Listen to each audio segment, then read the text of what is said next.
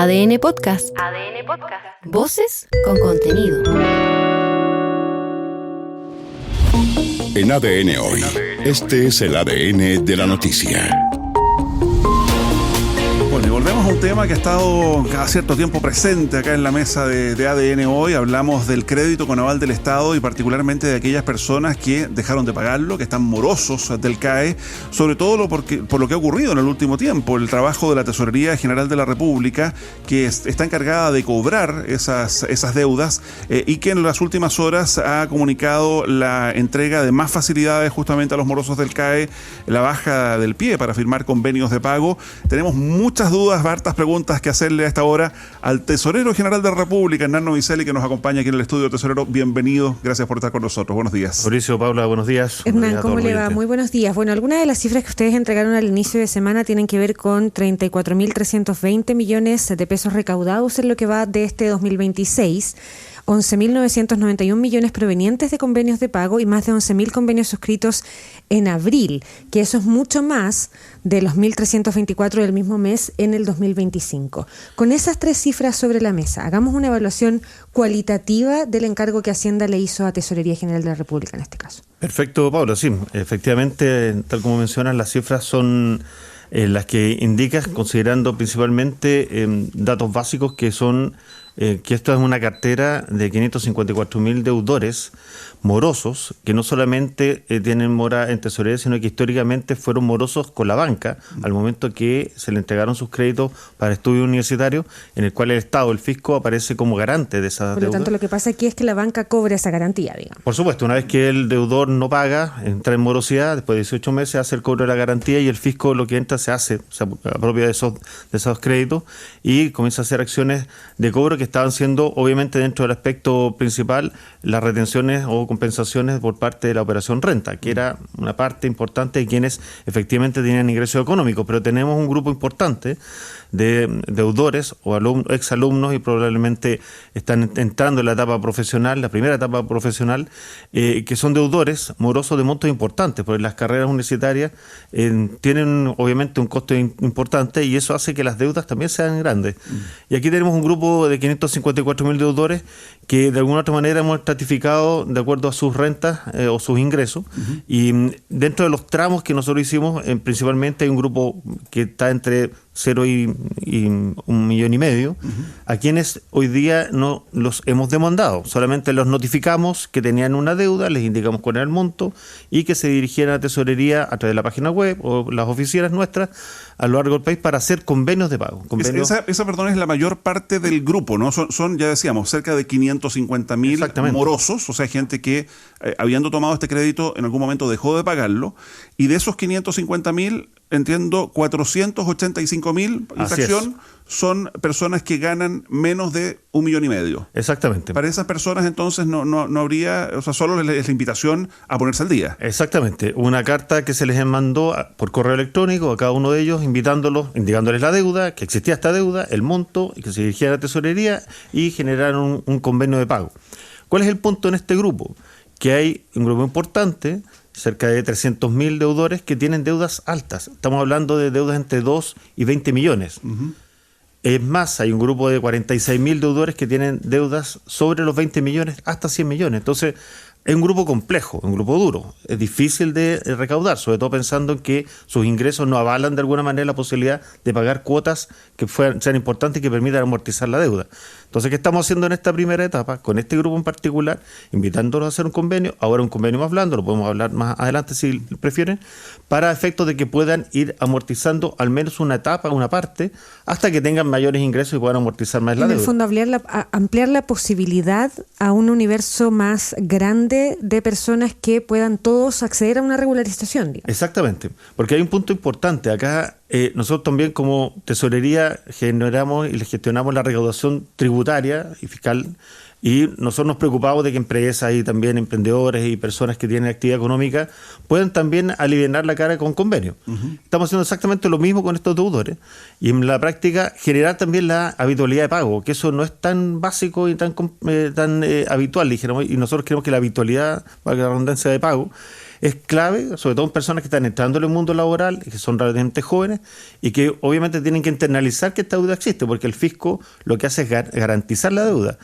Bien dice el ministro cuando establece que la política pública no es el no pagar. La política pública es la garantía para Se dice no pagar el CAE no es una política social. La política claro. social está en el CAE y el CAE después hay que pagarlo. Tesorero, solo antes de seguir conversando, hay algunos estudios, hay un informe, por ejemplo, de Acción Educar, que da cuenta que el stock de deudas aumentó entre el 2021, esto antes de que asumiera el expresidente Gabriel Boric, y el 2025. Habla de 11,6 mil millones de dólares a 14,1 mil millones de dólares, es decir, un crecimiento aproximado del 22%. ¿Qué pasaba en ese tiempo con las cobranzas, con las garantías que ejercen los bancos en torno a los deudores? Sí, hay un punto importante porque hemos recibido deudores que preguntan por su deuda y no está en tesorería, todavía está en la banca. Entonces, son deudores que todavía no están pagándole al banco, que es la primera etapa. Perfecto. Esa diferenciación es importante porque en la práctica lo que nosotros entendemos que ha habido una morosidad en la banca en primera instancia y posteriormente nosotros tomamos aquellos deudores que no han pagado. Son deudores que no están habituados a pagar. ¿Esos son plazos estándares de que de la deuda pasa de la banca a la tesorería? En general, los plazos de pago de los créditos en la banca están entre 10 y 20 años. Por lo tanto, estos créditos, una vez que pasan 18 meses y el deudor no ha pagado, en la etapa posterior al egreso, el banco lo hace es demandarlo y activar la garantía. Por lo tanto, se desprende de alguna manera de esa deuda y la deuda la toma el fisco. Y en ese sentido, lo que estamos haciendo con estos convenios actualmente es que justamente tengamos esa misma lógica. Tesorería no tiene la facultad para generar convenios a mayor plazo. A veces existen amnistías tributarias que permiten, por ejemplo, para las pymes, generar convenios de pago a 48 meses. Pero eso es una modificación legal. Hoy día lo máximo que podemos entregar como convenio es 24 meses. Y eso es lo que hacemos. Entonces lo que creemos es que personas que probablemente van a pagar cuotas bajas, vamos a dar un periodo amplio de tiempo, un largo de tiempo para poder amortizar la deuda, que es más o menos la misma lógica que existía en la banca. Ya, pero al término igual podrían quedar eventualmente con un saldo, digamos, con un monto todavía por pagar y ahí habría que activar un nuevo convenio. Exactamente, esa es la idea, porque lo que estamos ofreciendo es generar con un pie, para este grupo de deudores, generar un pie incluso hasta de una UTM, 70 mil pesos.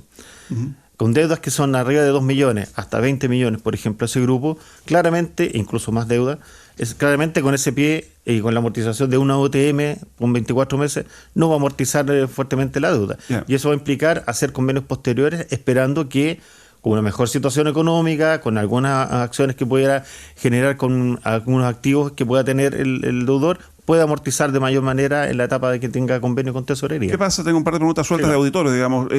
Gente que esté cesante, que no tenga ingresos o que sea temporero, digamos, con ingresos muy irregulares. ¿Qué pasa con esas personas que tienen deuda pero no tienen ingresos? Sí, nosotros en la página web pueden a través de nuestra oficina virtual ingresar esa información, contactarse con tesorería, ir a nuestras oficinas obviamente también, entregar la información actualizada de cuáles son sus remuneraciones. Nosotros obviamente lo reestructuramos en el segmento al cual pertenece y pueden acceder a estos convenios.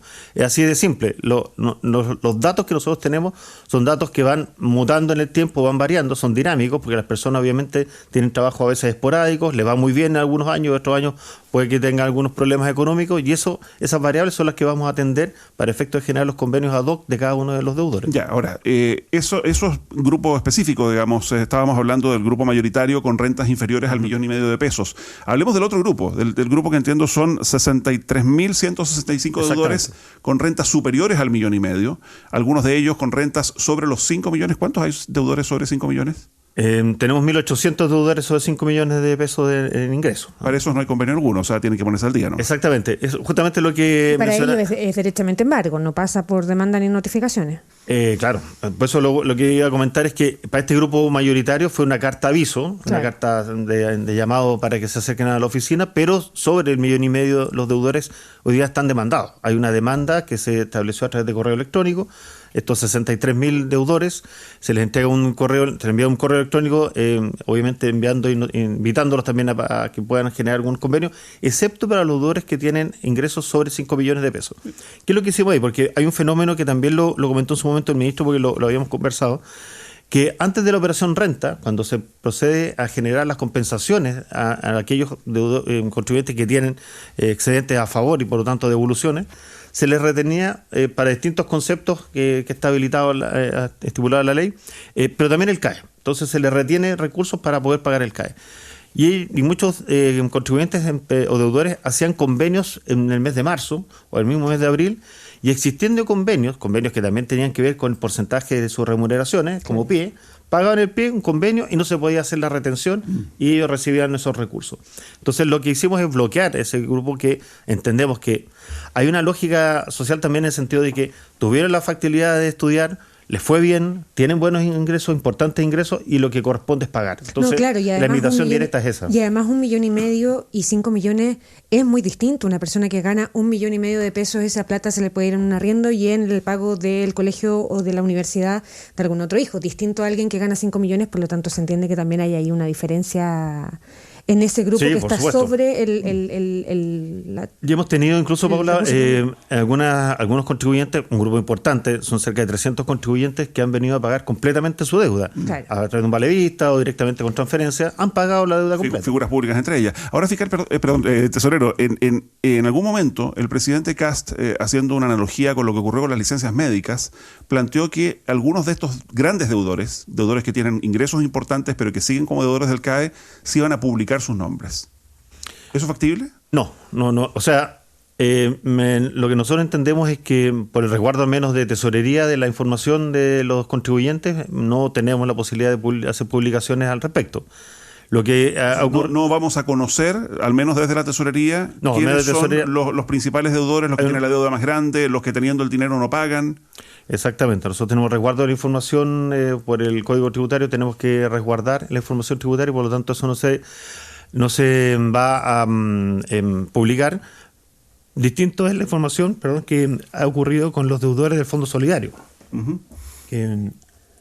Claro, que esa es la otra forma de acceso a un crédito universitario. Exactamente. Entonces, en el caso de los deudores del Fondo Solidario, lo tienen directamente las universidades, tienen otro estatuto, y por lo tanto ellos sí podrían a lo mejor publicar esas nóminas. Pero desde el punto de vista tributario, estando ya en la cuenta única tributaria administrada por tesorería, tiene obviamente el secreto tributario, y eso no lo podemos publicar. Estamos conversando con el Tesorero General de la República, Hernán Novicelli, a esta hora en ADN Hoy. Tesorero, hay otra pregunta que también nos envían quienes nos están escuchando, que dicen que hay acciones legales, que las demandas que ustedes están llevando adelante con algunos deudores, ¿qué le parece que algunas cortes de apelaciones estén admitiendo recursos de protección contra la tesorería bajo el argumento que este organismo no puede demandar con orden de embargo, ya que el crédito no es un tributo?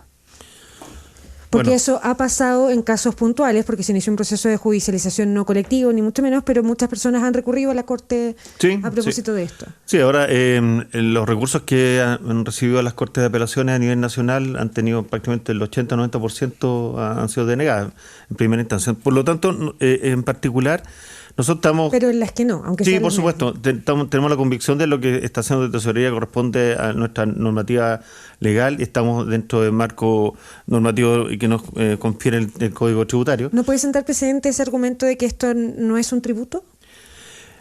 Hay una discusión al respecto, obviamente, pero la propia Contraloría, en un dictamen del mes de abril, estableció que el modelo y la estructura de cobro que está haciendo Tesorería es la correcta. Nosotros también nos amparamos en el mandato y el análisis que hizo la Contraloría General. Claro, pero una cosa es un informe de la Contraloría y otra cosa es lo que dice el Código Tributario, digamos, lo que dice la ley. Y aquí los abogados que están representando estos recursos de protección dicen efectivamente que la Tesorería no tiene la facultad, el instrumento legal, digamos, para cobrar algo que no sea una deuda tributaria, una deuda de impuestos. Sí, lo que pasa es que hay un concepto un poco distinto al respecto. Nosotros no solamente cobramos tributos, sino que también deudas fiscales. Hay patentes mineras, hay multas, por lo tanto, eso también está es parte de las atribuciones que tiene Tesorería. ¿No temen llenarse de recursos? Hay quienes hacen una analogía aquí con lo que ocurrió en su momento con las ISAPRE, por ejemplo. O sea, esto está pasando, y esto es un argumento, pero los números indican de que eso no es algo masivo hasta ahora, y además que hay una... ¿Pero están preparados si es que eso llegara a ocurrir? Sí, por supuesto, eso está A ver, no hay una homogeneidad en los criterios de las Cortes de Apelaciones y por lo tanto hay algunas que sí están acogiendo, pero son pocas, mínimo, y por lo tanto tenemos menos de un 20%, un 15% que está acogiendo esos recursos. Nosotros entendemos que estamos, insisto, hay un concepto que es importante, las nóminas que le llaman, porque ellos entenderían que no es un tributo porque no está estipulado por una norma legal asociada al Código Tributario, pero en rigor las nóminas, una vez que el banco deja de cobrar y genera el cobro de la garantía, pasa a ser tomado como un título ejecutivo también. Son nóminas que confieren el título ejecutivo a Tesorería General. Además que hay una subrogación al fisco de la deuda. Por tanto, y estando también registrado a través de un formulario en la cuenta única tributaria, pasa a ser una deuda fiscal en la cual nosotros estamos haciendo efecto del cobro. Tesorero, se han ejecutado y hay algunas denuncias que también están como de alguna manera patrocinando algunas organizaciones de órdenes de embargo a deudores que tienen rentas inferiores al $1.000.000, que era el rango que ya habíamos hablado. Este embargo no iba a ser solo para quienes rentan sobre los 5 millones. ¿Qué ha pasado en esos casos puntuales y qué pueden hacer esas personas que hoy día están haciendo esa denuncia? No los han embargado, pero sí han recibido la orden. Por supuesto. Un poco lo que comentamos hace un poquito tiempo atrás respecto a la dinámica de las remuneraciones y los ingresos económicos que tienen las personas. Efectivamente, podemos tener nosotros registros que estuvieran en algún momento desactualizados respecto a los ingresos que tienen hoy día. Personas que han dejado de tener trabajo en el año 2025, probablemente esos datos no están actualizados y tienen que venir a Tesorería o a través de nuestra página web y actualizarla con certificados, con obviamente el certificado de cotizaciones de AFP. Pueden identificarse como personas que están cesantes o bien que sus ingresos son menores a los 5 millones. Y obviamente lo que hacemos es cambiarlo de segmento y generar las acciones para que puedan tomar sus convenios. El llamado en la práctica de estas demandas y el hecho de los embargos a 1.300 personas es el grupo objetivo de los embargos asociados, demandados pero embargados.